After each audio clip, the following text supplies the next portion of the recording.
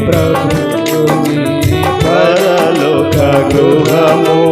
తానే వసించును దారి యందు మనమే ప్రభుని పరలోక గృహము తానే వసించును దారి యందు ఎంత సుందరమో ప్రభుని గృహము